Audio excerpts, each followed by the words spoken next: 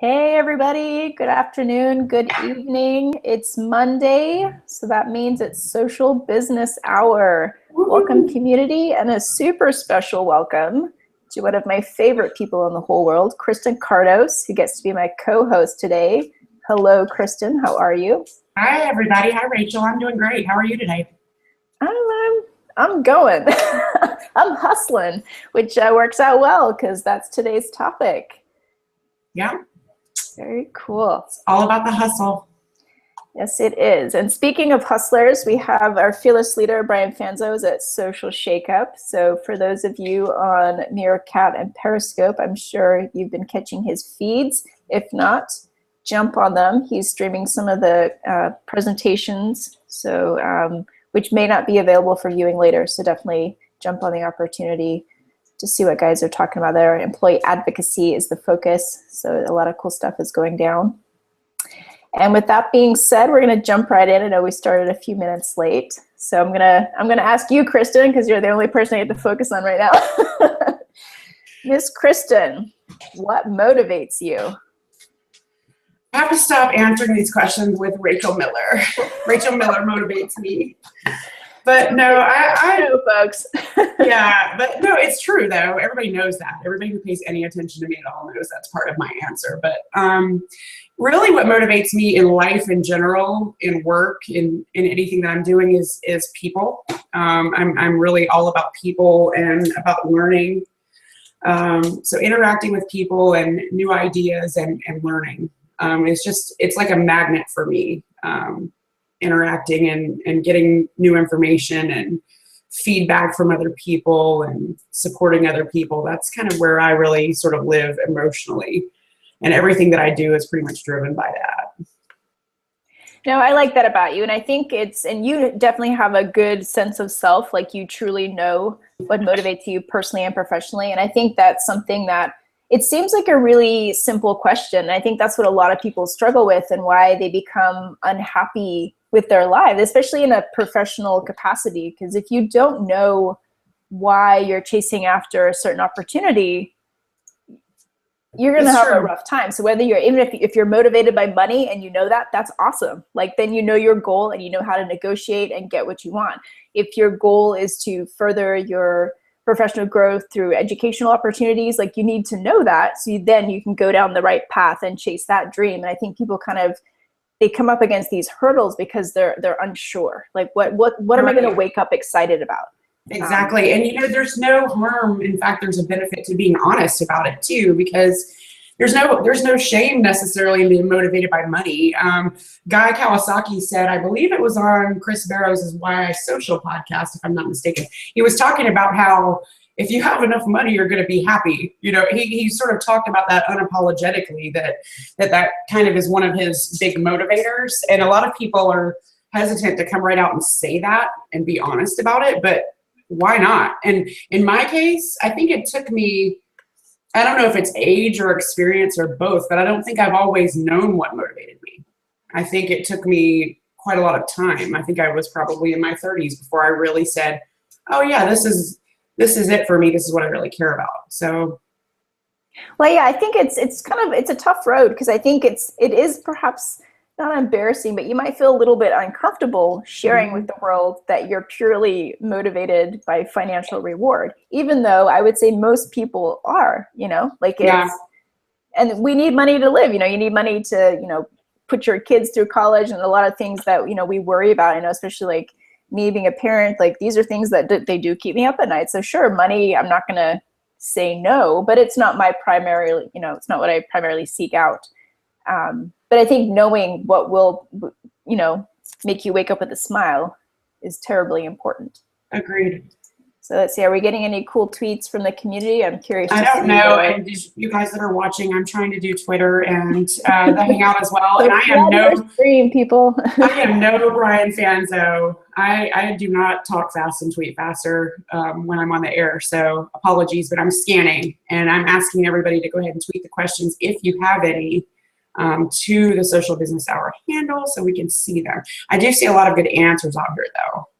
I do see some good responses. I know Miss Terry, another one of my favorite people, she says relationships motivate her And that actually, that's, I think, one of the reasons why I was drawn to social and why I kind of took to it like a duck to water, like, because you're connecting and engaging all day. And what's not, if you're a social person and that's what you like, I mean, there's a huge benefit to like job satisfaction there. Mike Gonzalez said, the constant fear of not doing as much as I can to make the world a better place, which is, you know, that's a pretty awesome thing to be motivated by. And you can be rewarded while you're doing unselfish things. You can be selfish and unselfish at the same time. I'm a big believer in that. If what you're doing makes you feel good, but you're helping other people, then that's a win-win. But I love what he said.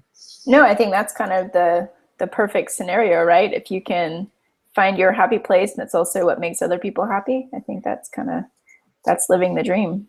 And speaking of making the world a better place, for someone who's making my world a better place, I just want to quick shout out Stephen Ford for all the love he's been giving Social Business Hack. He makes fun graphics, and he's been shouting us out a lot, and really loving up on Brian and Rachel and the show and all the good information that comes out of it. So thank you. Yes, he's an awesome dude. I appreciate his support for Espo's Hour, also MCO Talk. He definitely spreads his love around. But we need to clone him. Yeah. Even though the whole community, though, I mean, I guess we're getting sidetracked. So that's what happens when Brian's not here. We can talk about whatever we want. No, but the whole community is awesome. Like, you guys, that's a whole nother hangout in itself. But how I even got involved to start with is because of how amazing the community is. So. Most definitely. I mean, that's definitely what motivates me to put together an awesome show. I want to make sure everybody has some solid takeaways. They walk away with a smile. They spent an hour with us and it was worthwhile. So speaking of motivation, yeah, the community definitely, they're my watchdog, and I definitely put them up on a pedestal. Right on. Okay, let's jump to question 2. What does the phrase hustler mentality mean to you? You know, I think a lot of people confuse hustle with grind. You know, grinding is like, I'm working, I'm climbing a hill, I'm working. To me, hustling is more about the passionate pursuit of what you're doing.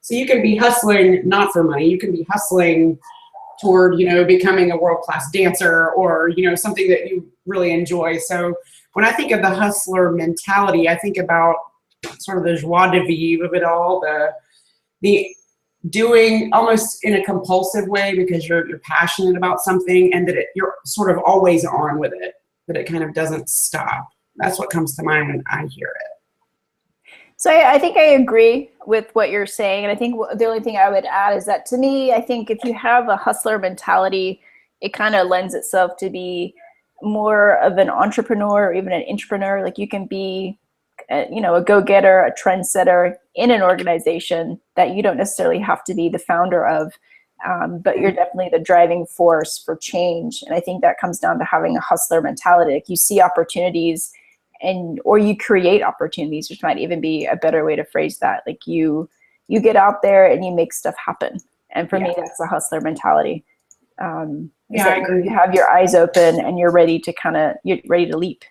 That's a good way to put it. And a lot of times too, that manifests by not being limited to convention or rules as they are. You know, there's a lot of inventing and creating, door busting, etc., that goes along with it. Patrick Kitchell said, I never want to hustle just to hustle. And I tend to agree with that. That to me is work. That's just work. Whereas I think, it's hustling. I think maybe the term is evolved, because I know, like, if you were getting hustled, it doesn't necessarily have a positive connotation. But if you're a hustler, again, like, I guess if we were, 50 years ago, if you were introduced, to a group of people as a hustler, they would be kind of like, oh, well, taken advantage of. But now I think, like, when we're talking about a hustler mentality, it's, incredibly positive. Like, that's like you have drive, you've got passion. There are many, it's a variable use of the word, I guess, but I always take it as a compliment. And I use the hashtag all the time. I'm a big fan of hustle. I have many. So Yeah, I'm hardcore in the Gary Vaynerchuk fan club, and of course he likes to use the word hustle a lot. But you know, I'm a fan because what he says resonates with me, not just because he's popular. But he has some thoughts on hustle that I highly agree with.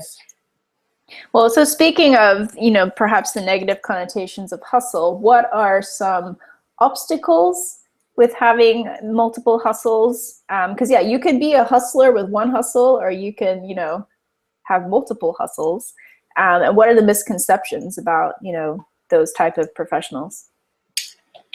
Well, obstacles. I mean, we could probably have a 3-hour hangout about obstacles to success for be it a hustler or anybody else. Distractions, potentially losing sight of what the goal is along the way, especially when you work in the kind of work that we do, where you're dealing with people all the time and you're online, and there's so much good and the occasional bad that's thrown in there. It can be distracting. So that's part of it. Misconception wise, I think it kind of ties back into some of what we already said, that,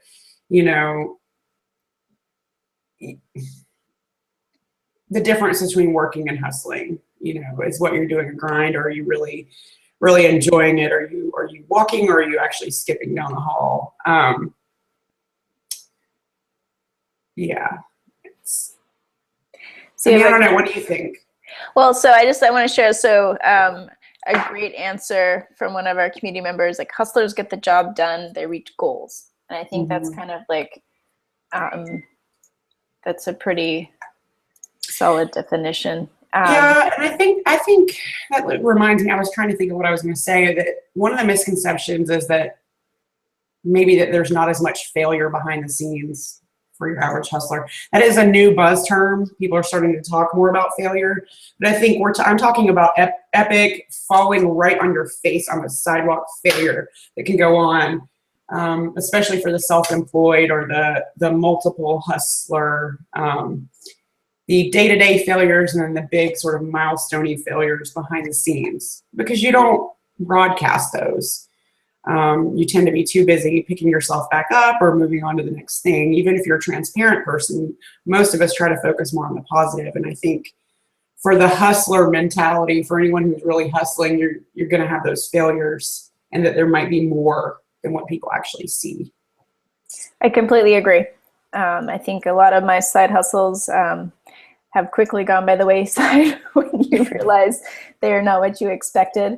And I think that's also a major obstacle. If you're open to opportunity, you can quickly overwhelm yourself. If you put the word out there, or you just naturally attract opportunities, if you're kind of a yes person, you can overextend yourself, and time management becomes an issue incredibly quickly. And again, I think when making decisions on, how many hustles to maintain, you need to keep your end goal in mind, because if your new hustle isn't helping you, think hard about it. Because it's one thing to be ambitious and want to solve the world's problems, but at the end of the day, no one's putting you first other than you. So I think, you gotta always remember that. Agreed. And in line with that, actually, about putting yourself first, interesting comment from Shelley Kramer. I think it's a misconception to think that you have to be going 24/7 to be hustling. And I agree with that, even though I catch myself a lot of times going 23/7 or 18/7. I think that's a good point. It's like you can really put a lot out there and be passionate and be committed and not be at it 24/7.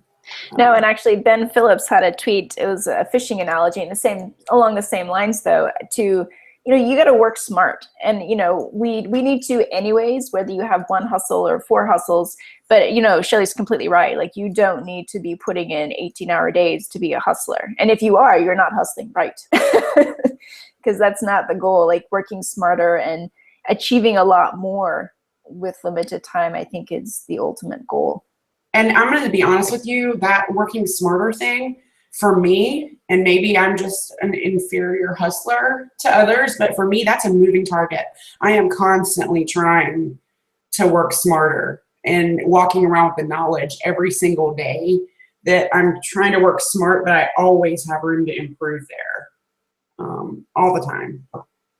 Yeah, I think especially where we're very lucky with technology, we're able to leverage it to work smarter. I mean, I can't imagine having as many hustles as I do, even 10 years ago. It would have been a lot harder just with, the fact that we're doing a hangout, we're collaborating, and we're in two different states. Wasn't as easy before. Right. And to go back to our question, like a misconception about hustling is that people think you have no focus. And I think that's something like that we can dispel right away, because no, I think all of my hustles play to the same end goal, where I want to, see myself in 5, 10, 20 years. And I think that, again, like, remember that when you're choosing to pick up a side hustle or whatever your motivation is, think of your end goal. Right. Like Covey says, begin with the end in mind. I'm kind of big on his 7 habits. Sometimes I catch myself breaking them, but I try really hard, and that one's a big one. And sometimes you can lose sight along the way, but if you try to start out with your goal and think about how everything that you're doing plays into your goal. I like what Produce Social said for answer 3. He said, hustling just takes energy and willpower. It's much more than that. It's taking calculated risks after you've gained knowledge. And to me, that's a big piece of all of this, is that you're constantly growing and picking up new knowledge, and new connections, new everything. Sometimes your goals will change, but even when they don't, you're constantly amassing more insight. Agreed. And then we have Stephanie, one of our regulars from Dynamic Signal. She said that the misconception of hustling is that it never ends. I think that, and it does. And I think that comes back to what she's saying. You set a goal. Like, you don't have to hustle forever. Definitely agree with that. Okay, so we talk a lot about personal branding on Social Business Hour.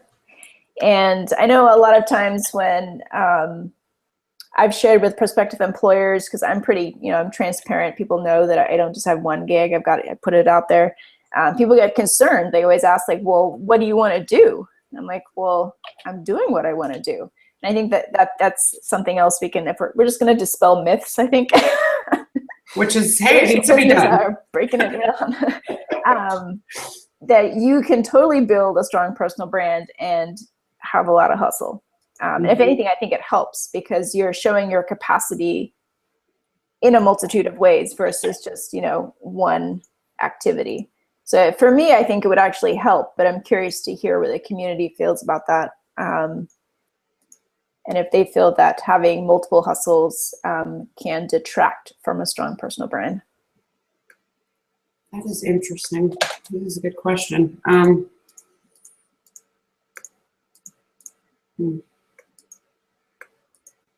So, was that question 4?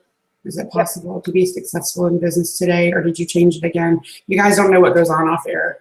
I'm not lying. I did. I rephrased it on air, but I mean, okay. I guess to answer the question, we can discuss all of that with that one question. I find the personal branding thing to be such an interesting conversation, and I realize that Oprah and Gary Vaynerchuk and the news anchors of the world are not on the edge of their chair to know what I think about personal branding, but everybody does have a personal brand, and your personal brand is what the proverbial they say it is, right? So what other people perceive and think about you, and of course you should be working that strategically, unless you just want to be aimlessly wandering about. You're obviously trying to achieve some sort of specific reputation for yourself. So I see the success in business and personal brand issue as sort of a chicken and egg thing, because I think your personal brand is reinforced by what you actually do and accomplish. And yet having a good personal brand helps you get opportunities to do and accomplish. So I didn't mean to take it away from the multiple hustle thing, which is another sort of fork off of that. No, I think, I mean, what you started your answer with was actually spot on. Like everybody has a brand, individual, business, and the only problem now is that you need to manage it because it's Hmm. super easy for it to, spiral into all kinds of bad things if you're not managing your brand. Um, so you need to know what's going on, what's being said about you online, and then just kind of hone it into, again, your end goals. So if you have multiple, if we want to circle back to hustles, we can stay strong on just personal brand. I think for me, I think it is important. I mean, there are some career paths where maybe it's not as integral as in others, but even if you're a doctor, you need to be aware of what's going on Yelp. You need to know, what does the community think about my bedside manner? Right. If you have a taco truck, I mean, even more so, like what's your restaurant rating with the health department, and are people coming back for seconds? So I think in almost any industry, it's important. Others more so, obviously, being in social community management, it's a big driver, and you obviously get hired off of public opinion versus others in many ways. Have you had people comment to you about, like, question your strategy because you have multiple hustles? Has that happened? Yeah, Really? I've had people question my dedication to particular hustles, because I mean, again, it's hard. And I think in the past too, I think I'm honing it. Like I am honing my hustle. I think over the last few years. I mean, I've always liked to have a variety of things going on, and at certain points they have been more on opposite ends of we'll call it my career scale. Now I think they're closer together, so it's less likely to happen. But I think if you're doing, whatever it means, extreme examples, it's like if you're becoming a chef and you're also doing social media management, they're like, well, maybe the restaurant will question, like, okay, well, what's your dedication to being with us long term if I see you out there doing this? But I think if you kind of keep your hustles in the same swim lane, less likely to bring up questions. That makes sense. But no, yeah, I have for sure, and even relatively recently, because again, not everybody understands. I think whether it's a generational thing, like a lot of people just don't understand, like, well, why do you have a side hustle? Yeah. Especially like for me, like I'm not motivated by financial rewards. A lot of it for me, it's the reason behind it, the why, like why are we doing this? Like, like social business hour, like the bigger picture, like we're creating something that hopefully outlives us all. Like it's a resource that we're all contributing to. So a lot of people have a hard time, like, well, if it's not for money, why are you putting so much time into it? So especially when it could be detracting for what they feel is important as your employer or whatever. I guess that makes sense to me. I recently, as you know, have changed how I spend my days, what my hustles are. And I went from having one primary to now I have multiple. And to some people, that seems like I've somehow taken a step backward. Like, wait, you used to have one job, now you have two. Well, okay, first of all, they're not jobs. It's not as traditional as that. It's hard to explain. I don't think I've had anybody directly question where I'm trying to go with it. But there do seem to be some misconceptions about how if you're doing multiple things, that might not be moving you toward the goal, vice backward somehow. It's an interesting point.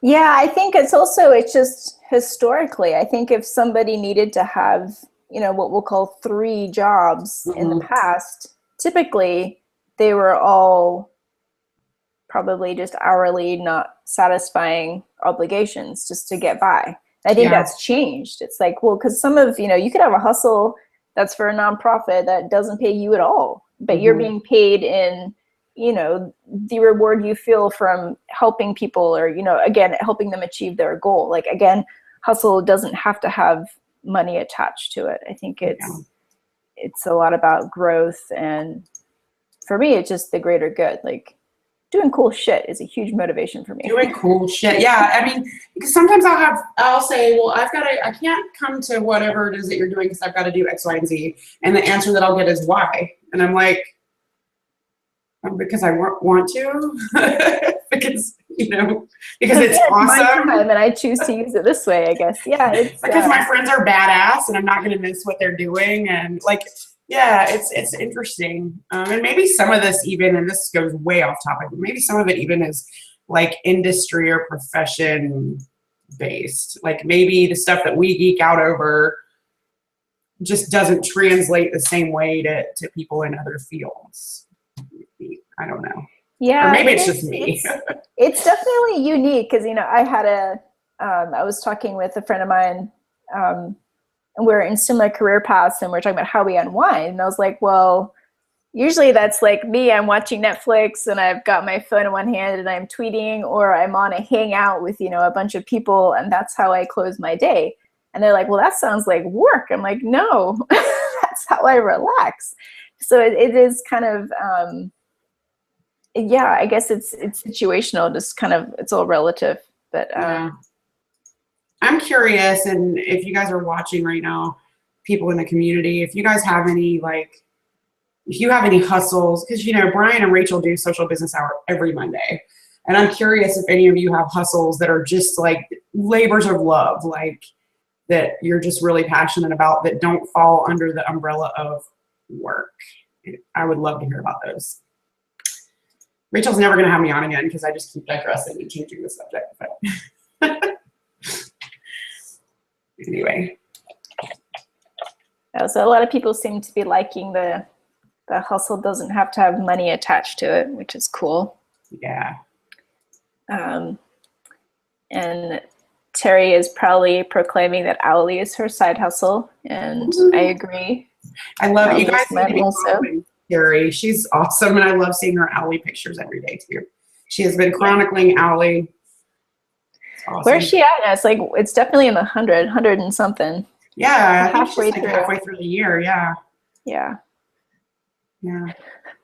And waiting to see people's answers. Man, I forgot how hard this was scrolling through the stream and being online. I've been so spoiled since we brought you on in January. Yeah, and I'm just going to apologize to the community again if I've missed any questions. I'm trying, you guys, and also if I'm not looking at the camera, because I'm,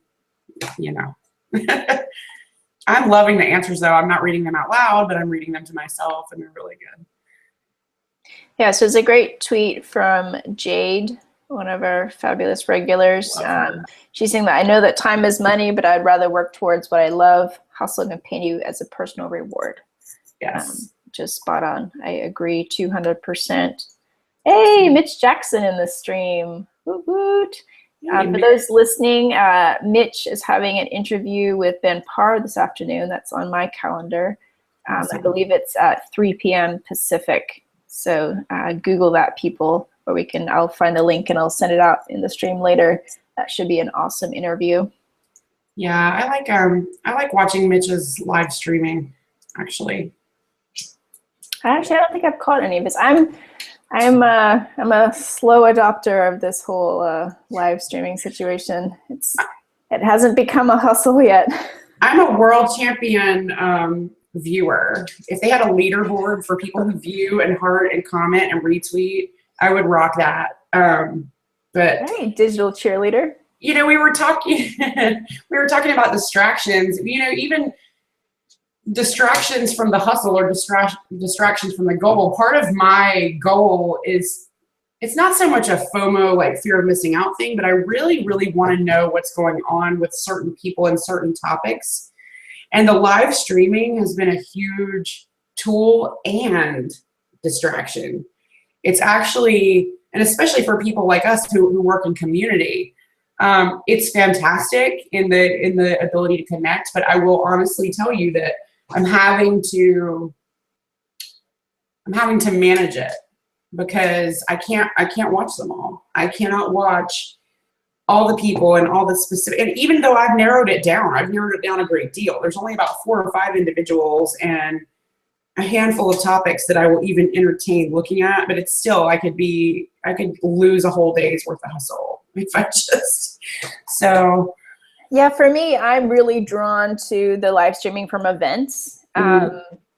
And I use that very generally, whether it's a sporting event, concert, or conference, because those are situations that I'm not at, and they're ones that I want to be at. So that's like my bird's eye view, and often like even better seats than I would ever get opportunities. So those, I think that's one huge plus with that technology, is that's really amplifying and sharing that experience. So that's usually if there's something going on super cool and someone's live streaming, that's when I'm like, must watch. yeah. But that's like, so Brian being at Social Shakeup, I've definitely been using my phone a lot more than I typically would. Oh yeah, like today, and also what is the Apple? I forget the hashtag now. WWDC, I think it is. I could literally just like not do any actual work today and tune into all these things that are going on. That's not. If any of the people who pay me are listening, that's not what I'm doing, but I could. You know. Anyway.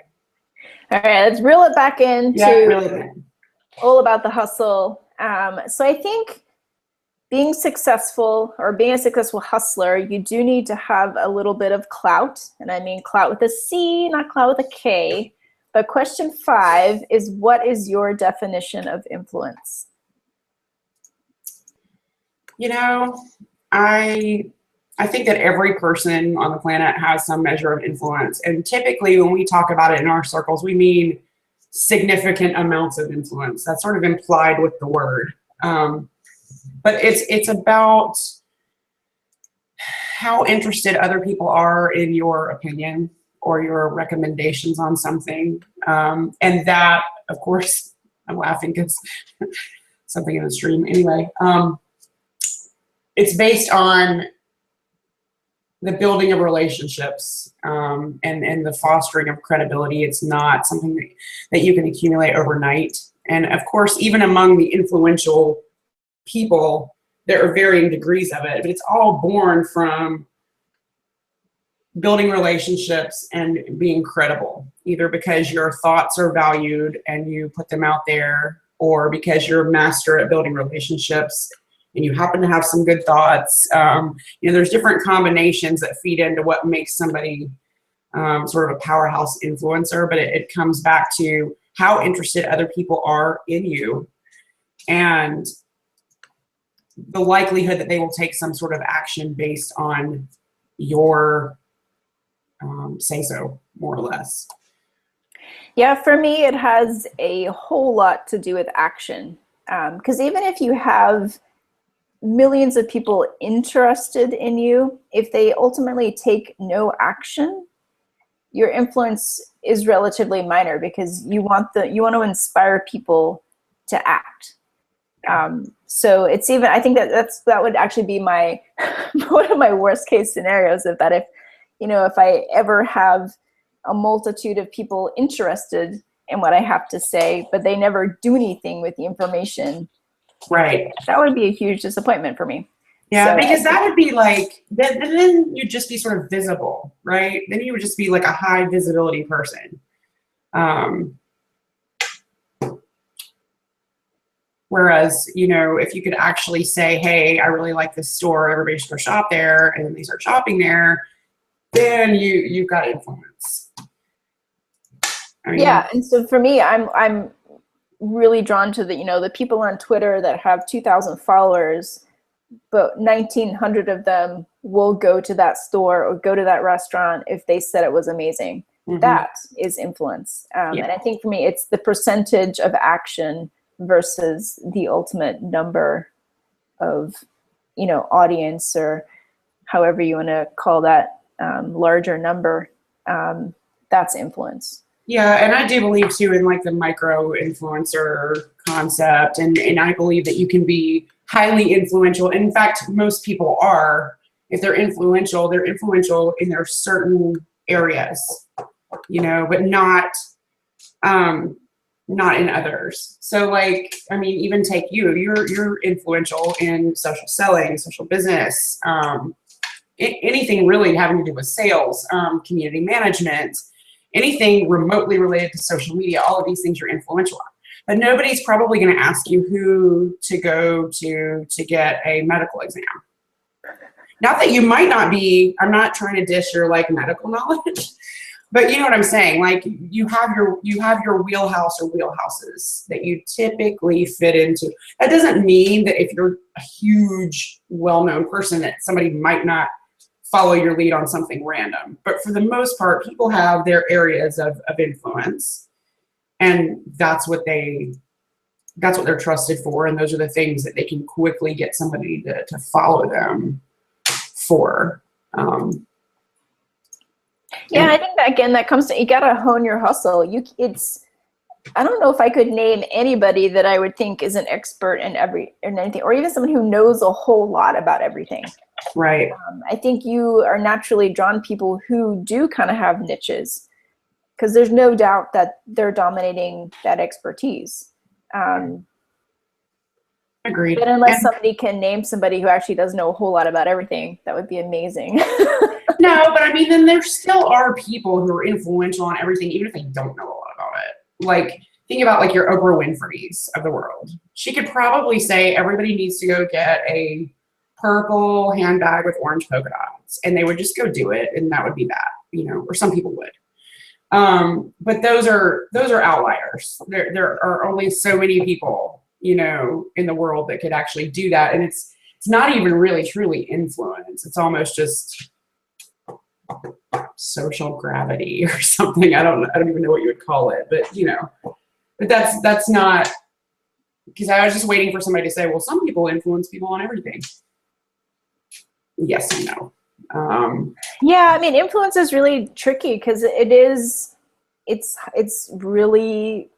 highly contextual. It's a very personal choice. Like, who influences me may not influence you. Oprah does not influence me. Me, and to be honest, me either. No disrespect to Oprah. I was using her as an example. No. I think she does wonderful things, and I think she for somebody of that caliber and that, you know, recognition, I think she actually does do a lot of things right versus other people that I won't name drop, but who are not using their powers for good. But yeah, I guess that kind of plays to like its aspirational influence, as in people want to be her versus do what she does. And I think that's different. Like I don't know how to define that more clearly, but it's you're right. I like that phrase, aspirational influence. We actually got a question. I actually spotted, there might be more than one. If there is, I apologize, but I actually spotted one from Patrick Hazlett, and I don't even know if he was directing it at us, but we're going to come back at you, Patrick. And it says, do you think people are more apt to lie online or in person to fluff their personal brand? Oh, good question. And that's an interesting question. I think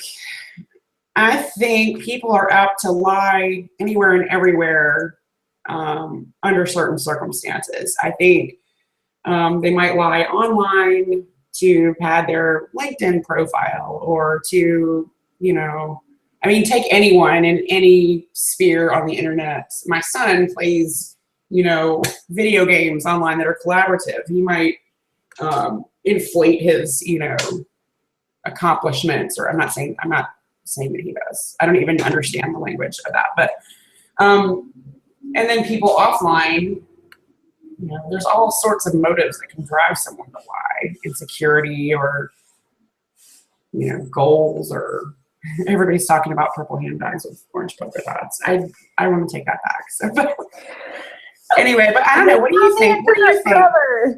I think it's easier in some ways to lie online. But I think it really just boils down to, what is the motivation for the lie? I don't know. Yeah, I guess we'll kind of corral this a little bit. So if we're talking in professional capacity, I think people do lie in job interviews. And I would hope that they don't lie as frequently as they did before, because it's easy to find out the truth these days. So whether it's, you know, going to college or what job title you had, those things that's like a 10-second Google search right there. And I think, again, people do lie online because they think it's anonymous. And again, also, relatively easy to decipher. Mm. And I think that's just kind of where people are competitive. And I think if you really want something, you might take, action, perhaps not recommended, to get it. I think, but yeah, so I guess to answer the question, people do both, and whether they're more apt, I think, is kind of probably more specific to what they're going after. Yeah. But I know, as hiring people, I think, a lot of people fluff in interviews. You want to be impressive and say all the right things. So whether it's not malicious, it's just you're trying to. I had one candidate actually call me not long after the interview just to kind of clarify. Oh, really? I know I said this, but it was actually this. I didn't want you to get the wrong idea if you looked it up. And I thought that was pretty cool because, I may have been like, ooh. But she was so proactive. Actually, she made the short list because I was like, that's a person who they're going to own up to it, even if it wasn't necessarily a mistake per se. But it was like, I kind of love that though, because an interview can be a really high pressure. Some people are more prone to nervousness in that situation than others, and I could see where somebody would get away from somebody in an interview, and maybe they were sort of panicking on the inside and didn't know how to rein it back in with composure. So points to that person kind of for following up at least. Yeah, that's interesting. Yeah, no, I gave her points for being proactive. I've learned too about interviews. I mean, that's a whole different can of worms, but I've learned just to be really candid and really honest, and even about any deficiencies or whatever, because it just has to be a two-way love affair. It has to be. And maybe it's because fortunately I have the luxury of not having, our bills are paid. So I have the luxury. I totally understand what it's like to be out there and have to do what you got to do to feed your kids and keep your lights on. And so no judgment there. But because I have the luxury of knowing I can choose my job, I'm very careful not to say anything that I don't mean in an interview, because I don't want us to have to break up. So speaking of interviews, and actually this plays kind of nice into hustles and actually what Shelley Kramer mentioned earlier. So when I'm interviewing people, I like to ask them if there's something that they think they should improve on. And 9 out of 10 people always say, well, I work too much or I work too hard, because they think that that's impressive. And for me, I'm like, well, shoot, how's your time management, or define working hard? I think it's funny what people say, and for me, it's I forget what my go-to for that answer to that question is, but working too hard for me, I'm like, well, you just maybe you need a hustle so you can prioritize and use your time better. Thank you for applying, Mother Teresa. We'll get back to you. No, I'll never interview again. No, but yeah, I mean, that's a good point. Now I'm starting to question my own answer to the questions like that one, because I usually just say that I can get caught up on a failure. I can be a perfectionist to the point where I have to interrupt my own circuit at times. So now I'm reevaluating my answer and thinking, oh gosh, did people think that they were going to pay me to churn at my desk and not do work for them? Interesting. You guys, Rachel's never going to have me on again. I'm digressing left and right. Oh, this is awesome. Actually, I love the tweets we're getting from the community are great. If anybody has a great answer to my what do you need to improve on question. There's some interesting side conversations going on too. I can't wait to go back and actually read all the tweets. I'm getting some of them right now, but yeah. So we have we just passed the 15-minute mark. Well, 13 minutes to go. So we have one more question left for those that are counting. If you're impressed that we made it this far, I am too. We are so impressed right now. So Ah. 6, we actually pondered. I know typically we ask kind of a, prediction for the future. Kind of hard. I mean, I guess I could ask that one as well. Hustles. What's the future of hustling? That actually might be a kind of a cool question. But this one, I know I've heard some pretty shit life advice over the course of my career. So question 6 is, share the worst life advice you've heard and why it's incorrect. And keep in context, this is like in professional. So I know life advice in regards to your personal life, some poignant quotes might correlate a little bit differently to your personal life versus professional. For example, for me, people like to use that, well, time cures everything, which in your personal life, That old dog. That may be true, but when it comes to your career, no, it does not. So, in my opinion. So, if anybody disagrees, then they're happy to jump in. But in my experience, if you're unhappy with where you are in your career, no one can fix that but you. Just waiting for a miracle to happen, it won't. You need to be proactive. So that's I heard that a lot in my younger years. Well, just wait, things will happen.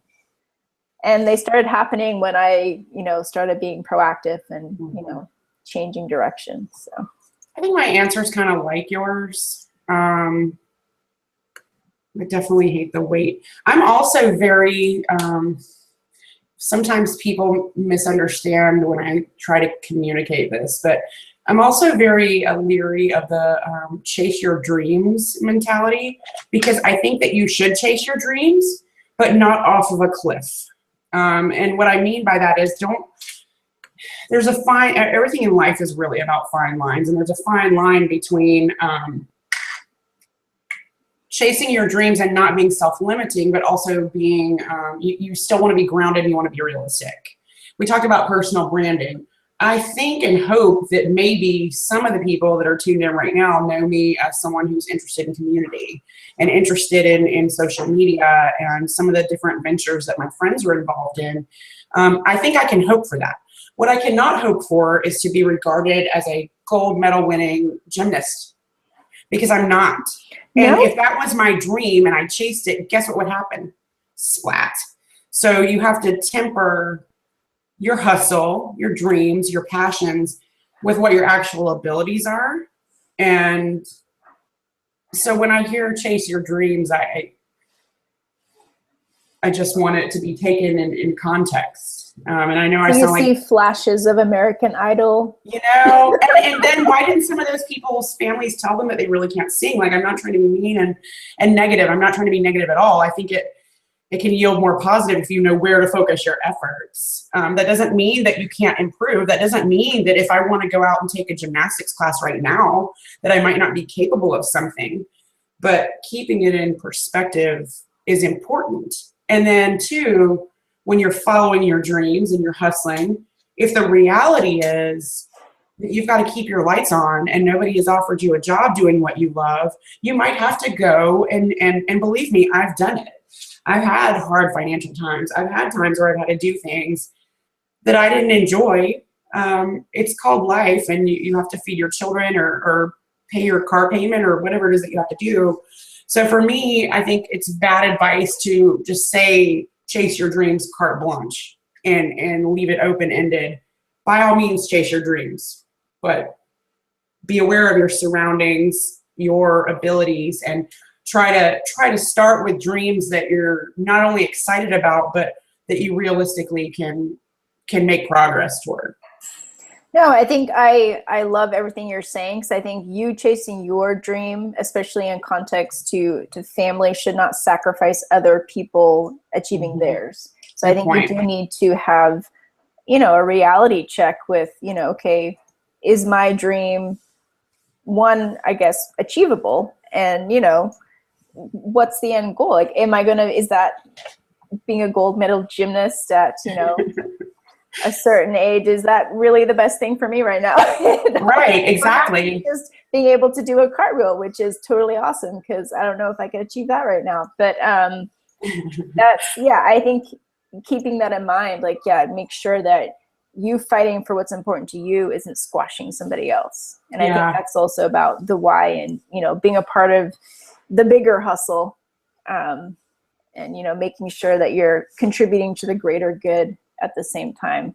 Yeah, I love that you brought up how it impacts other people, because honestly, I wasn't even thinking that, but that is a big piece of it.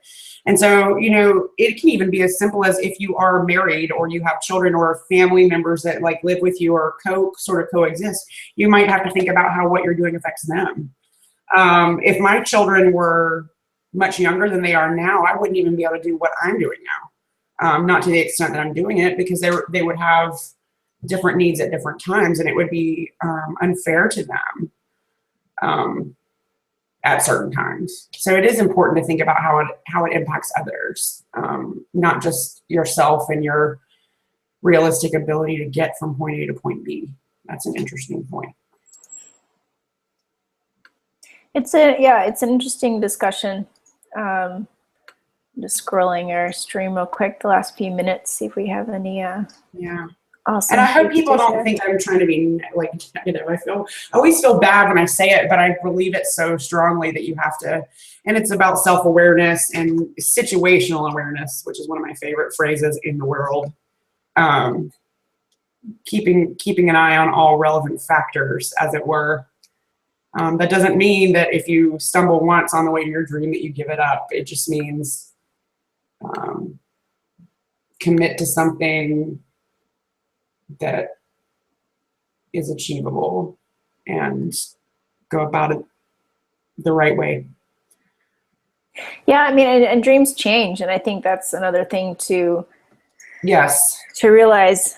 I mean, I know mine. What I was, aspiring to when I was 18 is much different than what I'm aspiring to now. Yes. And even in some of my dreams, they've definitely shifted. I guess they haven't completely changed, but they've just been more customized to the way the world is now, what's possible. I honestly don't think I am 40 years old, and I don't think I knew really what I wanted to be when I grew up until about 5 years ago. I mean, honestly, there have been iterations and sort of an evolution. It's okay for things to change. You just have to keep working it and honing your hustle, as it were. I love something that Tim Fargo just jumped in, and he said, with regard to question 6 about the worst life advice, he said that hard work is the key to success. It's an ingredient, but you need the whole recipe to make it, and a dash of luck helps. And I believe that too. I do. Yeah, it's man, there's so many great tweets. I'm trying to read out loud. Jade had another great one. Worst thing to do is let others limit your potential. You know your ability. If they can't see your vision, not your problem. I think that's right on. That's a fist bump one. Let's see. Janine is not going on The Voice anytime soon. I concur. I limit my singing to the shower. I know I love to sing, but I know it's not going to be a moneymaker for me and will not produce a smile in others. So there's a lot of things wrong with me pursuing that. I usually just offer my lip syncing services because I am a master lip syncer, you guys, for real. But I can't. Hey, there's a show for that now. What? Have you not seen that? I forget what it's called. Okay, I'm going to have to get into that. That's what they do. It's like they battle. I need you to understand that I could win that show. And I can't believe even back to what I said about being realistic, I could totally win that show, but I can't sing. No sounds can come out. That's a really. I'm going to Google it. It's awesome. What's the name of that show? I don't watch cable very often, except for in recent times when my smart TV kicks out my Netflix app. I am scanning to see if we missed any. There were so many good answers to the questions that there's no way we can call them all out. No, and actually now we have, in our last couple of minutes, I definitely want to thank everybody for our kind of winged it episode number 22, the Christin and Rachel Hour. Thank you for sticking it out to the very end. You guys are awesome. And with that, any parting words, Miss Christin Kardos? No, just okay. No, peace Absolutely out. not. Deuces. No, just no. I thank you guys for hanging with us. Different kind of show than when Brian is here, but I super enjoyed it and appreciate you guys, and I can't wait to go back and read all the tweets. So yes, it's been I hope everybody's having an awesome Monday. Thank you all for joining us. I appreciate each and every one of you for supporting one of my hustles. You definitely bring a smile to my face on a weekly basis and keep me motivated. So thank you all, and I appreciate you, Miss Christin, and see you all next week. Bye.